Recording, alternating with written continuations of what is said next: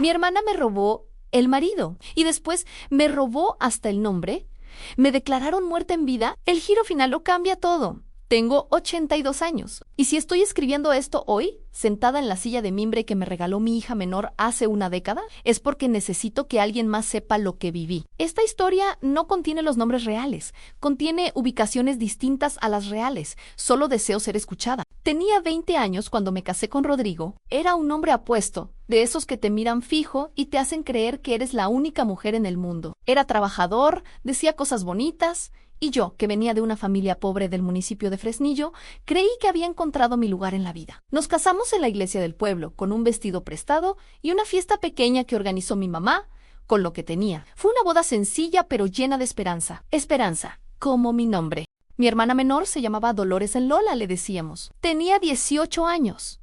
Entonces, era bonita de una manera distinta a mí. Más atrevida, más desenvuelta, de esas que saben cómo moverse en un cuarto para que todos las miren. Yo siempre lo supe, pero nunca pensé que eso fuera un peligro para mí. Era mi hermana. Mi sangre, a la niña que yo cargué en la cadera cuando éramos chicas, porque mi mamá trabajaba, la que me pedía que le peinara el cabello, la que lloraba en mi hombro cuando tenía miedo. Llevaba apenas un año de casada cuando empecé a notar cosas. Rodrigo llegaba tarde oliau distinto. Contestaba el teléfono en voz baja y salía al patio. Yo me decía que eran cosas del trabajo, que era la imaginación mía, que una mujer buena no desconfía de su marido sin razón. Me lo repetí tantas veces que casi me lo creí, hasta que un martes por la mañana los encontré. No voy a describir la escena con detalle porque aún hoy, después de más de 60 años, algo en mi pecho se contrae cuando lo recuerdo.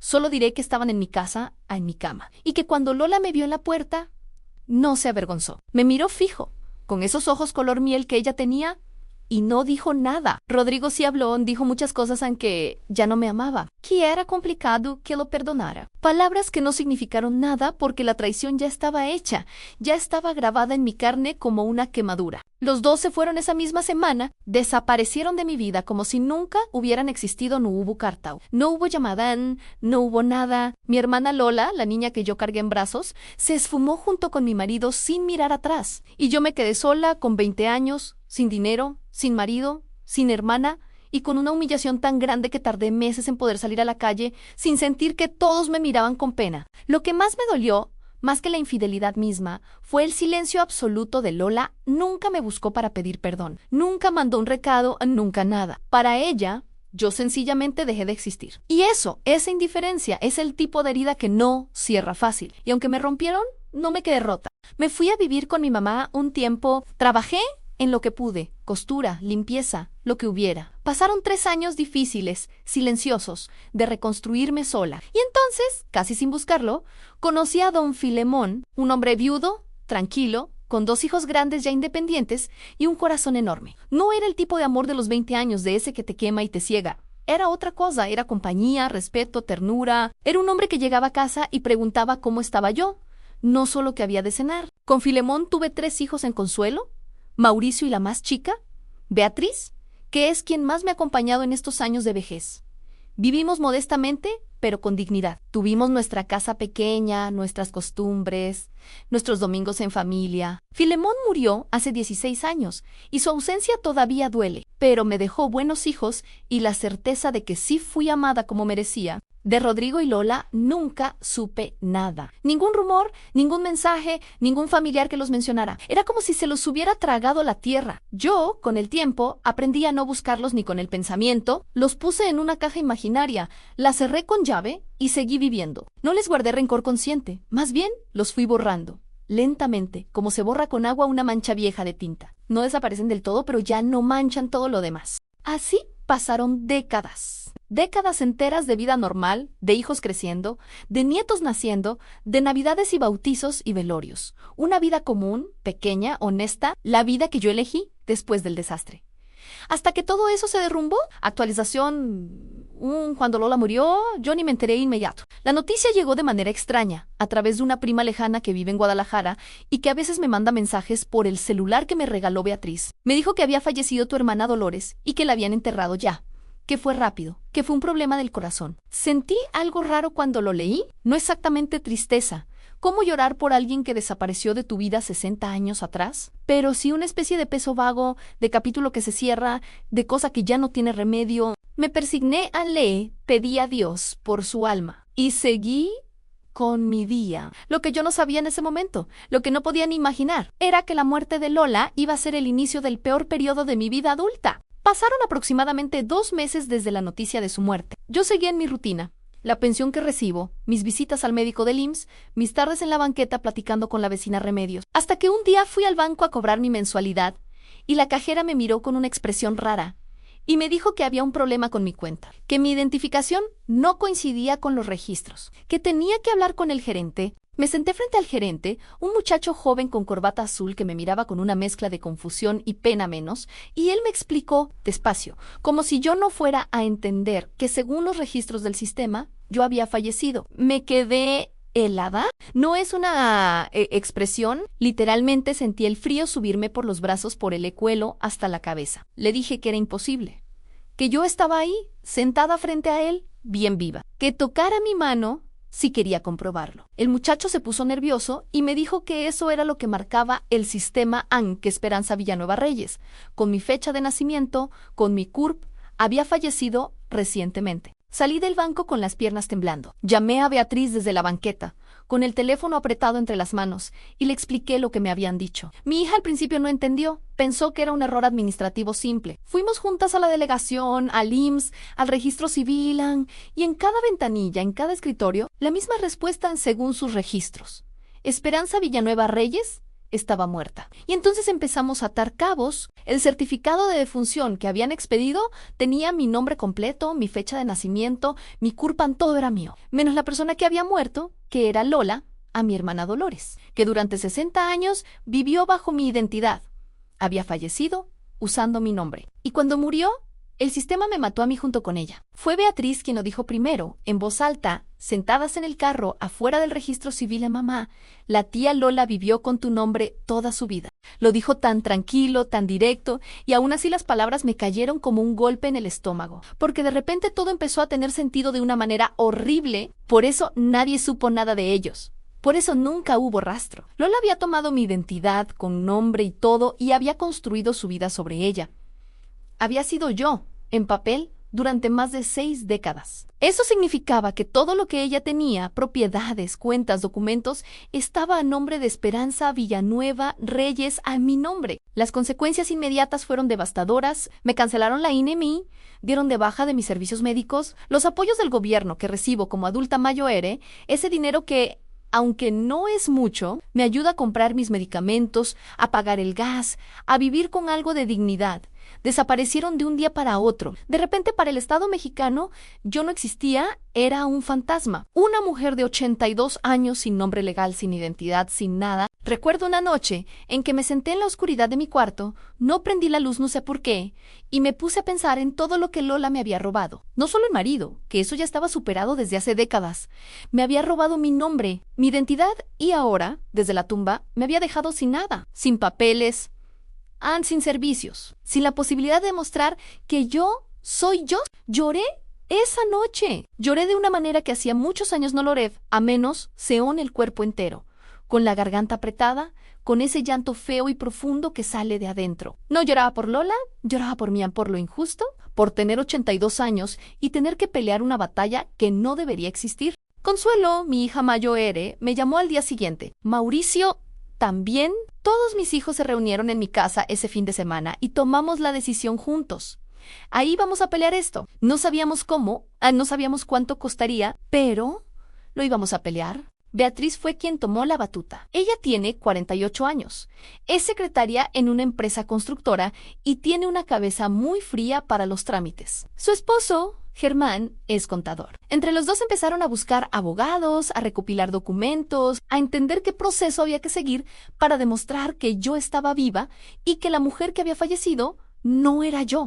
Lo que no sabíamos todavía era lo que descubriríamos después, que detrás de todo esto había dinero, mucho dinero, y propiedades y una historia de vida que Lola había construido con mi nombre, mi fecha de nacimiento, mi CURP, pero con recursos que yo jamás había tenido en una vida paralela, la mía. pero no la mía. Actualización 2. El proceso legal fue largo, agotador y humillante de maneras que no esperaba. La abogada que contratamos se llama Fernanda, una mujer de unos 40 años, seria, de esas que no prometen cosas que no pueden cumplir. Desde el principio nos dijo que iba a ser complicado, que había que juntar evidencias de que yo era yo, acta de nacimiento original, testigos, fotografías antiguas con fechas, registros de mis hijos, del IMSS, de cuando Filemón trabajaba, de todo lo que pudiéramos encontrar que demostrara que Esperanza Villanueva Reyes estaba viva y siempre lo había estado. Beatriz y Germán pusieron el dinero de sus ahorros. No era poco. Los honorarios de Fernanda, los trámites, los viajes a la capital del estado, las copias certificadas, las apostillas, todo suma. Hay momentos en que Beatriz llegaba a mi casa con los ojos rojos de cansancio y yo me sentía culpable, aunque ella me decía que no era mi culpa, que este era el camino y lo íbamos a caminar juntos. Consuelo y Mauricio también ayudaron en lo que pudieron. Mauricio vive en Monterrey y mandaba dinero. Consuelo vivía más cerca y se encargaba de acompañarme a los trámites cuando Beatriz no podía, pero fue Beatriz quien coordinó todo, quien organizó los documentos, quien pasó horas en el teléfono con Fernanda, quien iba y venía a ventanillas con una paciencia que yo no habría tenido. Hubo momentos muy duros. Un funcionario del registro civil nos dijo, literalmente, que íbamos a tardar años en resolver esto porque la muerte de una persona ya registrada no se revierte fácilmente en otro. Nos pidió documentos que ya no existía menos Acitas, de hace 60 años que estaban en municipios distintos, con archivos físicos que nadie sabía si seguían en pie. Hubo una semana en que Fernanda nos llamó para decirnos que el expediente había sido enviado a un área equivocada y habíamos perdido 3 semanas de proceso. Yo tuve una crisis de salud en medio de todo esto. El estrés me subió la presión arterial a niveles peligrosos y una madrugada. Beatriz tuvo que llevarme a urgencias porque sentía el pecho apretado y los oídos zumbando.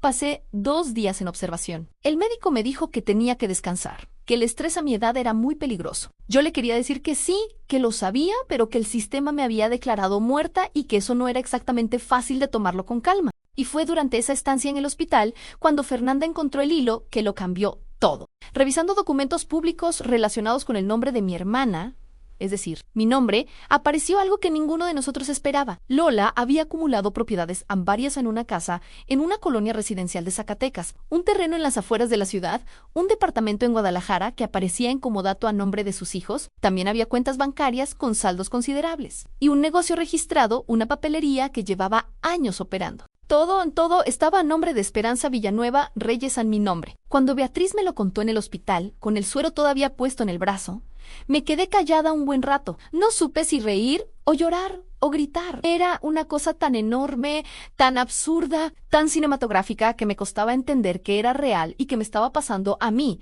a una señora de 82 años de Fresnillo, que lo único que quería era seguir cobrando su pensión y vivir tranquila. Fernanda nos explicó algo que en ese momento sonó casi increíble, como todas esas propiedades y bienes estaban registrados bajo mi nombre real con mi CURP, con mi información de nacimiento.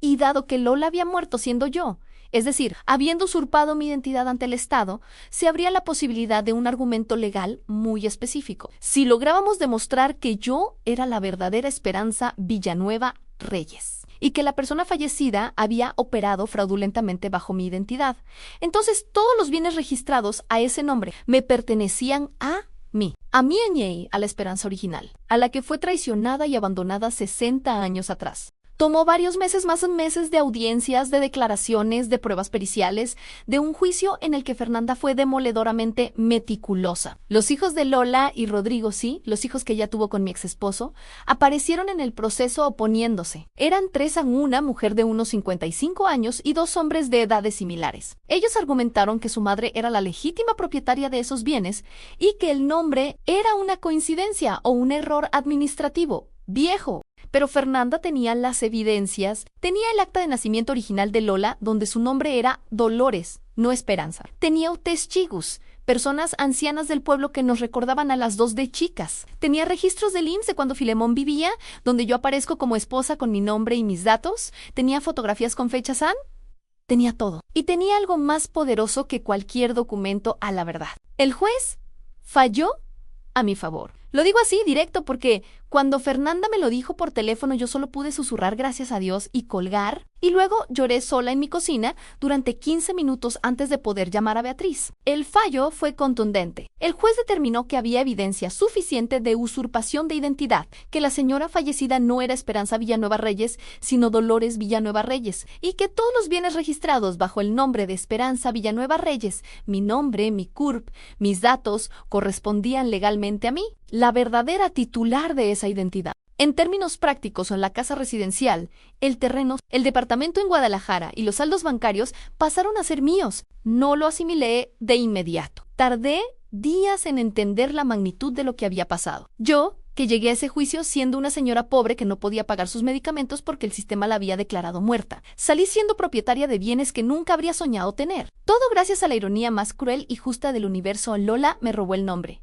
Pero al hacerlo, registró todo lo que acumuló en mi nombre. Y cuando murió, ese fraude se revirtió sobre ella. Es justicia, es karma, no sé cómo llamarlo. Solo sé que me pasó a mí y que tardé mucho tiempo en sentir algo limpio al respecto. Los hijos de Lola y Rodrigo apelaron. Por supuesto que lo hicieron. Hubo meses más de proceso, pero la apelación no prosperó porque las evidencias eran demasiado claras. Ellos lo sabían, al menos lo sabían los hijos mayores, que no eran tontos y que probablemente sabían desde hacía tiempo que su madre vivía bajo una identidad que no era la suya. Lo que nunca imaginaron es que eso los dejaría sin herencia. Pienso en Rodrigo, mi exesposo. Murió hace varios años, según nos contó la prima de Guadalajara. Murió sin saber lo que iba a pasar. Murió probablemente creyendo que lo que habían construido él y Lola quedaría para sus hijos. No imaginó que el fraude de identidad de su amante, mi hermana, iba a ser la cuerda con la que sus propios hijos quedarían colgados. No siento venganza cuando pienso en esto, no exactamente. Lo que siento es algo más extraño,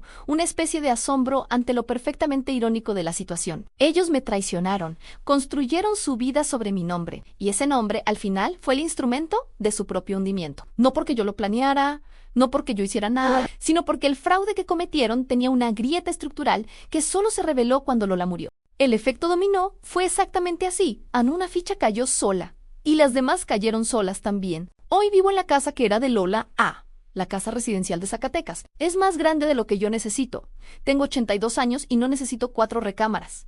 Pero Beatriz y Germán viven conmigo, y eso me llena de alegría. El departamento de Guadalajara lo rentamos, y esa renta me da dinero suficiente para vivir con dignidad real por primera vez en muchos años. Mis servicios médicos fueron restituidos una vez que el proceso judicial aclaró mi situación ante el IMSS. Mi INE fue renovada. Legalmente, volví a existir. Mis nietos vienen a visitarme los domingos. Me senté con Beatriz hace unas semanas a tomar café en el patio de esta casa que ahora es mía. Viendo las bugambilias que alguien plantó junto a la barda, quizás Lola misma las plantó, qué ironía menos, y le dije, yo nunca quise esto.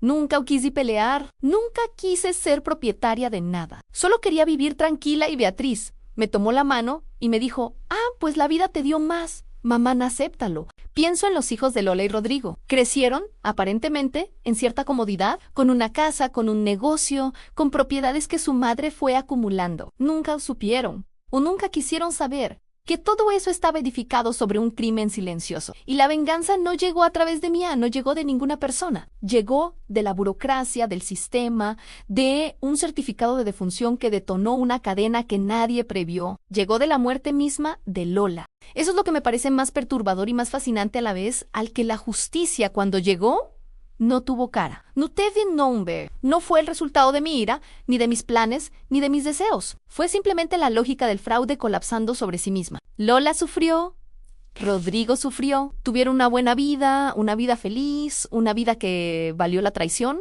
No lo sé. No tengo manera de saberlo.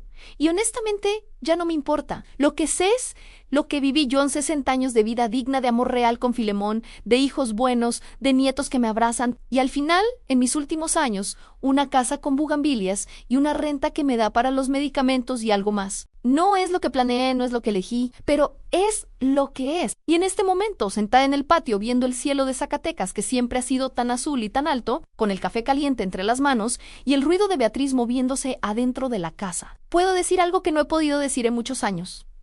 Estoy en paz. No con Lola, no con Rodrigo, con la vida, con lo que me tocó, con lo que sobreviví, con la mujer que fui capaz de ser después de que me rompieron. Esperanza Villanueva Reyes, ese es mi nombre. Siempre fue mi nombre. Y ahora, finalmente, solo es mío.